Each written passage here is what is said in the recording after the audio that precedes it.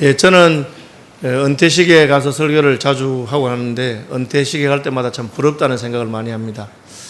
참 대과 없이 하나님께서 맡기신 사명을 잘 마무리하고 은퇴한다는 것은 얼마나 영광스러운 일인지 모릅니다. 오늘 말씀은 은퇴하는 분들을 위해서 준비한 말씀이긴 하지만 또 우리 전부에게도 해당되는 말씀이라고 생각하시고 함께 은혜를 받으면 좋겠습니다. 오늘 본문의 주인공은 야곱입니다. 야곱은 이미 나이가 130이 넘었습니다. 그래서 하나님이 부르실 날이 다 되었고요. 오늘 본문에 읽지는 않았지만 내 아버지가 병들었다고 요셉에게 누가 말했습니다. 야곱이 나이가 들어서 늙으니까 병이 든 것이죠. 그래서 아버지가 이제 돌아가실 때가 다 가까운 것을 알고 요셉은 자기의 두 아들 므낫세와 에브라임을 데리고 아버지께로 갔습니다.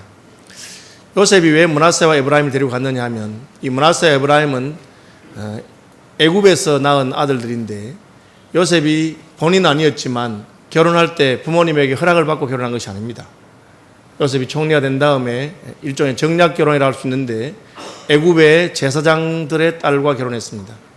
애굽에는 왕권도 있었지만 제사장들의 권한도 대단했습니다.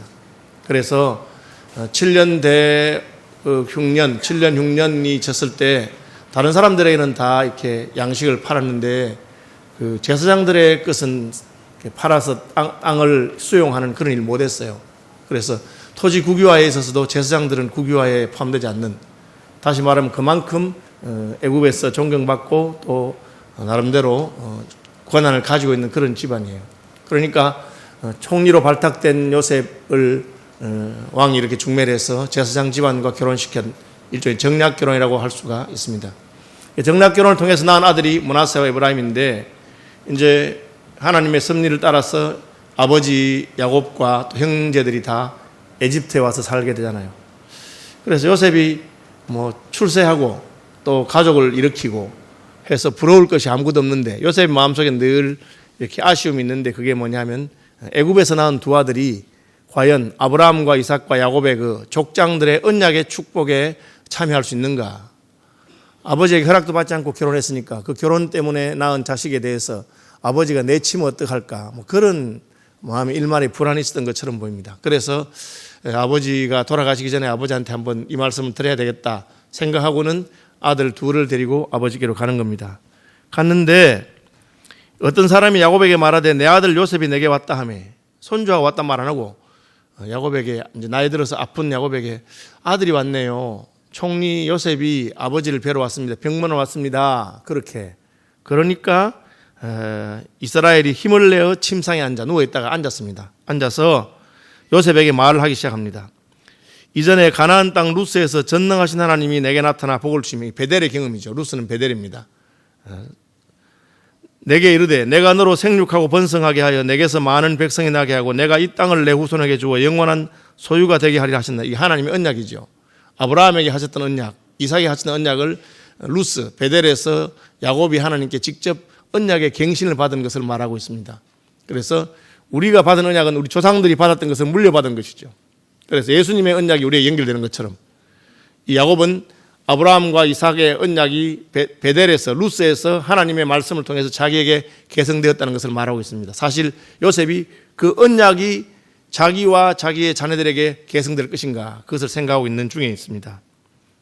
그죠? 그래서 내가 이 땅을 내 후손에게 주어 영원한 소유가 되게 하려 하셨느니라. 하나님이 내게 언약을 주었으니까 약속의 땅 가나안에 대한 언약이 있습니다. 그리고는 그 다음 말이 참 재밌습니다. 5절 내가 애굽에 와서 내게 이르기 전에 애굽에서 내가 낳은 두 아들 므낫세 에브라임이죠.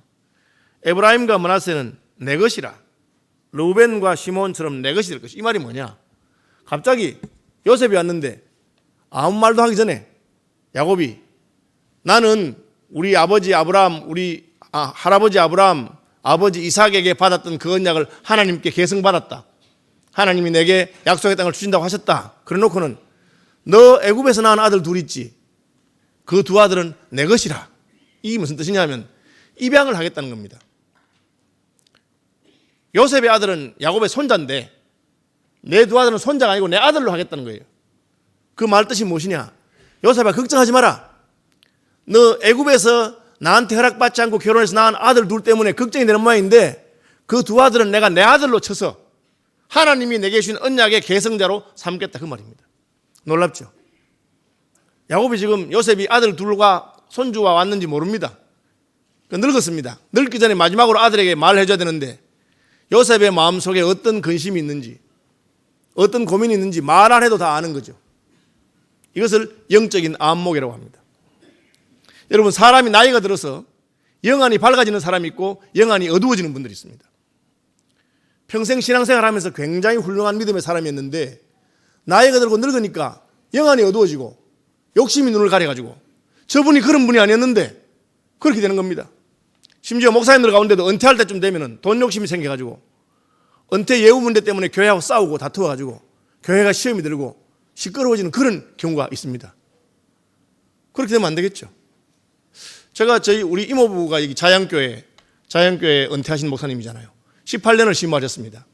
그 전에 상도교회라고 통합측에서 제법 큰 교회에 계셨는데 자양교회가 시끄러워가지고 목사님 모시러 왔어요. 목사님 저희 교회에 오시면 좋겠습니다. 제가 나이가 이미 많은데요.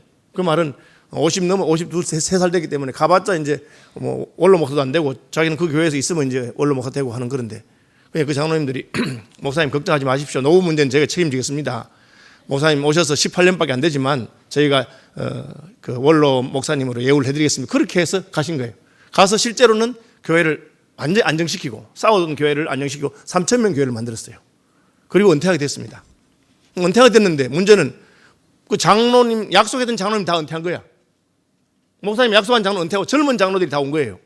젊은 장로들이 다 와가지고는 이제 목사님 은퇴하시는데 18년밖에 안 됐으니까 원로 목사 예우를 해주냐 아니냐 이 문제가 나왔는데 젊은 장로님 뭘 하냐면 법대로 하시죠. 이렇게.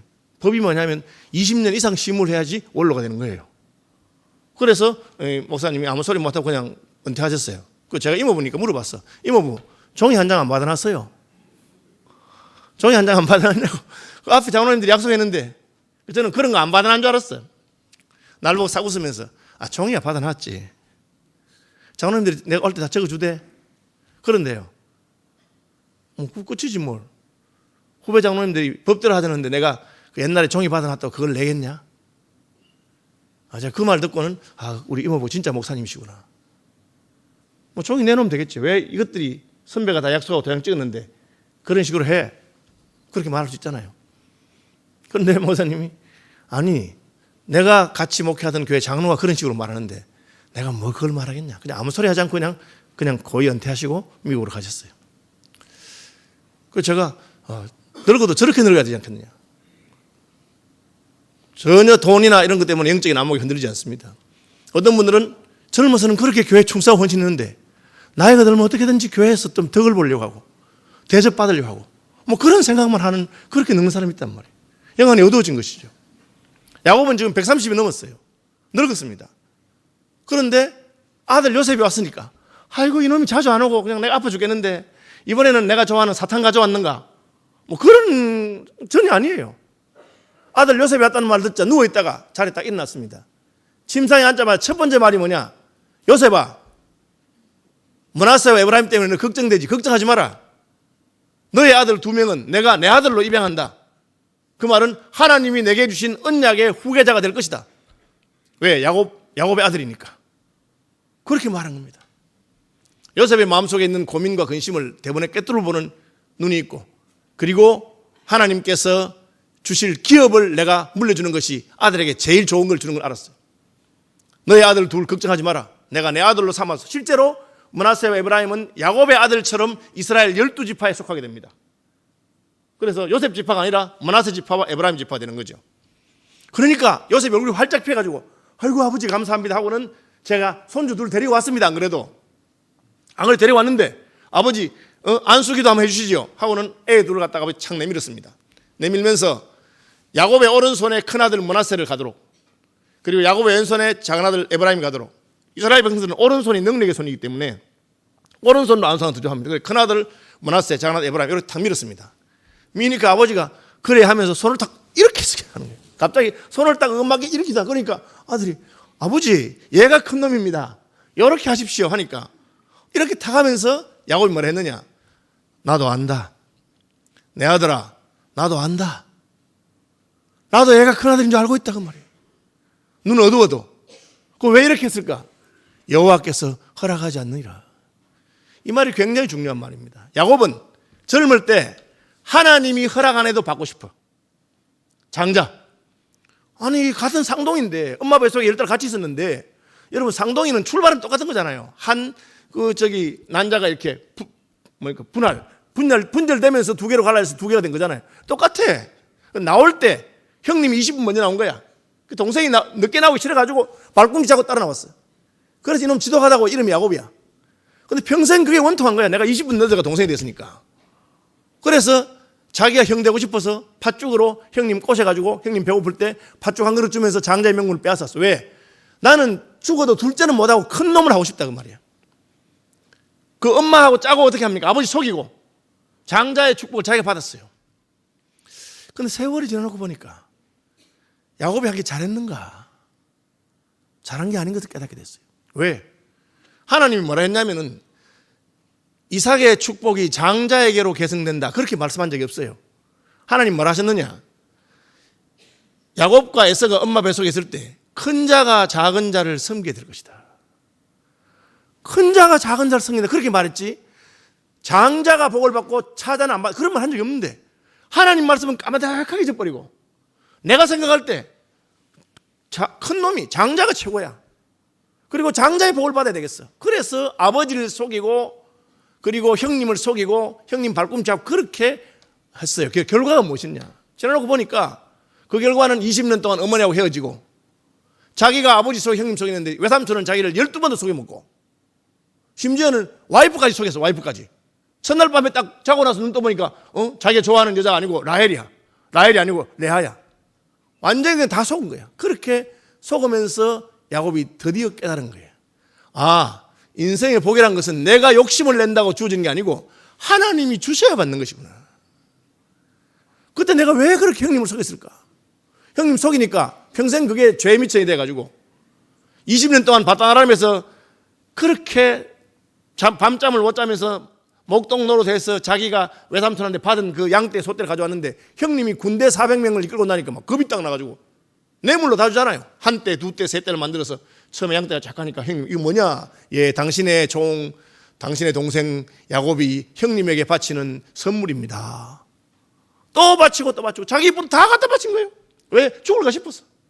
그래 놓고도 야복강을 못 건너가지고 겁이 나가지고 형님한테 죽을까 싶어서 밤새도록 못 건너가서 하나님이 건너가라 하는데 안 건너간다. 하나님 나중에 왜 환도뼈를 때립니까? 이놈아, 너 여차하면 도망갈래 그러지. 환도뼈를 때리니까 이제 맞아서 도망도 못 가. 형님 쫓아오면 그래 죽게 돼 있어. 그러니까 그제서야 아이고 하나님 살려주세요. 하나님 나 어떻게 하면 좋겠어. 하나님 저를 축복해 주세요. 그래서 축복을 받고 건너간 겁니다. 내 나그네 길의 연수가 130이나 우리 조상들의 나그네 길의 세월에는 못 미치지만 험악한 세월을 보냈습니다. 자기가 우리도 식으로 말하면 애살이 있어서 복을 받고 싶고 큰 놈 되고 싶고 하려고 막 해가지고 했는데 지나놓고 보니까 내가 괜한 짓을 한 거예요. 그냥 가만히 있으면 하나님이 알아서 큰 자가 작은 자를 승인했으니까, 우리 형님이 큰 자 아닙니까? 나는 작은 자 동생인데 하나님이 알아서 해줄 거란 말이에요. 축복을 아버지가 큰아들에게 다 주려 하면 하나님 나타나서, 이삭아, 내가 걔들이 태어날 때 말 안 하더냐? 큰 자가 작은 자를 승인되기 때문에 네가 좋아하기는 큰아들을 좋아하지만 축복은 그렇게 하면 안 된다. 하나님이 자기의 계획 따라 하실 걸 갖다가 그걸 모르고 내가 억지로 하나님이 안 준 거를 내가 받으려고 한 거다. 오늘날도 그런 분들이 많아요. 하나님이 각자에게 주신 길이 다른데 하나님이 안 준 것을 억지로 내가 받으려고 하니까 잘 되지도 안 하고 그것 때문에 고통을 당했단 말이에요. 그 세월을 겪으면서 드디어 야곱이 깨달은 거예요. 야복 강가에서 하나님이 그렇게 건너가게 해서 안 건너가, 왜 못 건너가겠다는 거예요. 가면 죽는다 싶어서. 그러니까 하나님 안 건너가도 죽는다 하고는 그냥 환도뼈를 쳐버린 거예요. 그제서야 야곱이 깨달았어요. 야곱이 깨달은 게 뭡니까? 하나님하고 싸우면 안 된다는 거죠. 하나님하고 싸워서 이기면 이길수록 망하는 겁니다. 일제감치 항복하고 천부에 의지 없어 손 들고 옵니다. 죽이든지 살리든지 알아서 하십시오. 그래야 되는데.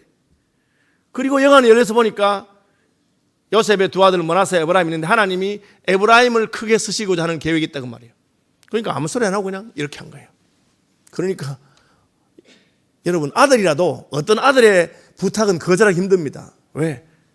요셉은 자기 가족을 살린 사람이고 국무총리야. 출세만 했어. 아들이라도 대통령 되면 함부로 말 못하잖아요.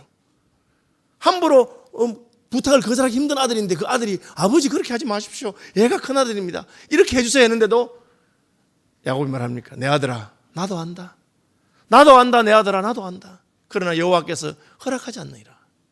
이 영적인 안목입니다.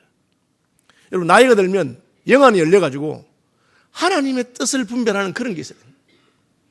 나이가 들어도 젊을 때 가지고 있던 욕심이 그대로 남아있어가지고 지기 싫고 더 많이 움켜잡고 싶고.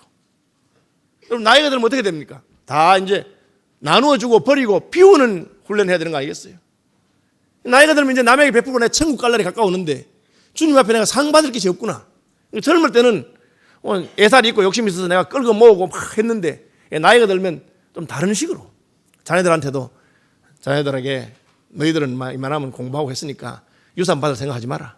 나 이제 남은 것은 어려운 사람 힘든 사람 하나님 나라 위해서 내가 베풀다가 천국 가고 싶다.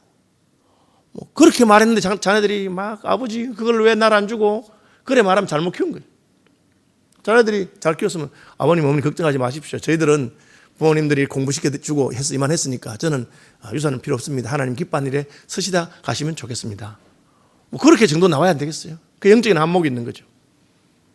이 야곱이 나이가 많아서 눈이 나이로 말미암아 어두워서 보지 못하지만 눈은 어두워져도 영안은 밝아져서 하나님의 계획과 섭리와 뜻을 아는 사람이 된 것입니다. 그래서 아들이 말해도 웃으면서 아들아 나도 알고 있다. 그러나 하나님 뜻은 다르다. 제가 이제 오늘 은퇴하시는 분들에게 하나님께서 영적인 안목을 열어주시기를. 도대체 뭐가 복이냐? 내가 이제 어쨌든 은퇴하시면 인생이 후반전이잖아요. 뭐 요즘 한 100세까지 사시니까 한 30년 남았다 쳐도 30년 남았다 쳐도 3분의 1 지나간 거잖아요. 70%가 지나간 거야. 그럼 나머지 30%는 어떻게 해? 이제는 하나님의 나라와 그의 영광을 위해서 힘은 옛날 같지 않으니까 힘을 많이 못 써도 내가 할 수 있는 대로 후배들을 격려하고 교회와 하나님 나라를 위해서 내가 할 수 있는 거 하고 힘 닿는 대로 기도하고 축복해주고 그것이 나이 든 사람들이 해야 될 일입니다. 은퇴하시는 분들에게 하나님께서 이런 은혜를 주시기를 축복합니다.